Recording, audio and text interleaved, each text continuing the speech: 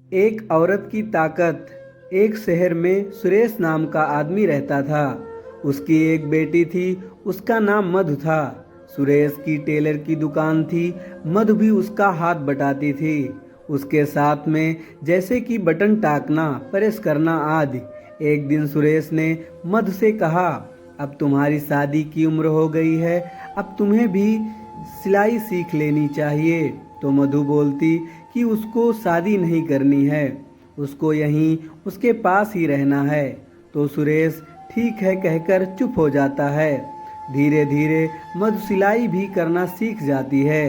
एक दिन वो दुकान पर सिलाई कर रही होती है तो वहाँ पर प्रदीप आता है।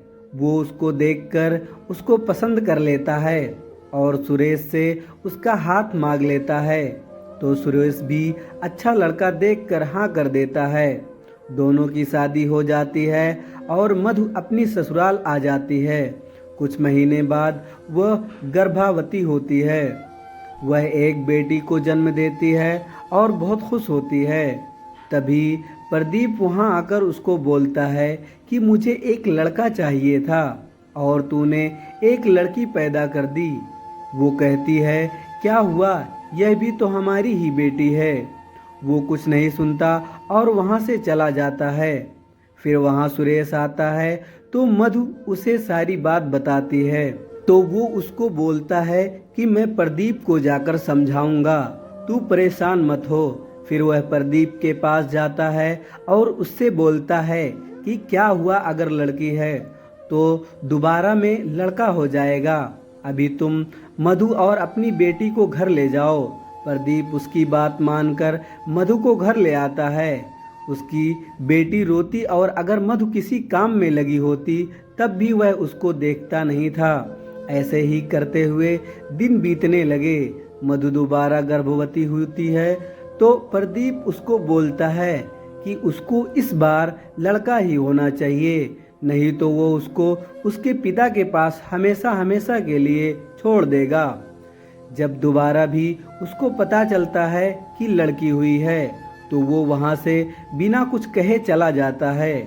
जब सुरेश को यह पता चलता है तो वह प्रदीप को समझाने उसके घर जाता है, पर प्रदीप उसकी कोई बात नहीं सुनता और उससे बोलता है अपनी लड़की और उसकी बेटियों को ले जाए, मेरा कोई संबंध नहीं है इन लोगों से। यह सुनकर सुरेश वहां से यह बोलकर चला जाता है कि मेरी बेटी मुझ पर बोझ नहीं है, मैं उसे और उसकी बेटियों को पाल लूंगा। मधु अपने पिता के साथ घर आ जाती है और सिलाई करने लगती है। समय बीतता है, उसकी बेटियां स्कूल जाने लगती हैं। मधु और इसके पिताजी तोड़ मेहनत करते हैं, पर एक दिन सुरेश इस दुनिया को छोड़कर चला जाता है और मधु अकेली रह जाती है।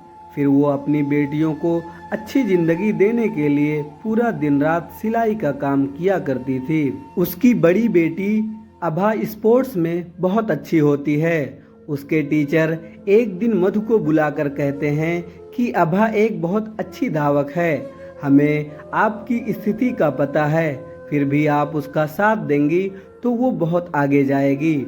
मधु यह सुनकर बहुत खुश होती है और अब पहले से ज़्यादा काम करने लगती है, जिससे वो अभा को अच्छे से रेस के लिए तैयार कर सके। वह दूध, फल, मेवे, पौष्टिक खाना सब अभा को टाइम से देने लगी। उसका नतीजा यह हुआ कि मधु और अभा की मेहनत रंग लाई।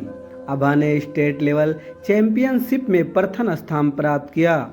उसकी फोटो अखबार में छपी तो प्रदीप अभा और मधु की फोटो को अखबार में देखकर यह सोचता है कि अगर मैंने मधु को निकाला ना होता तो आज मेरी भी फोटो इन लोगों के साथ होती। पर अब माफ़ी मांग कर भी कुछ नहीं हो सकता था। दोस्तों, इस कहानी से हमें यह सीख मिलती है कि आजकल लड़का और लड़की दोनों ही बराबर हैं। जो काम एक लड़का कर सकता है वह एक लड़की भी कर सकती है।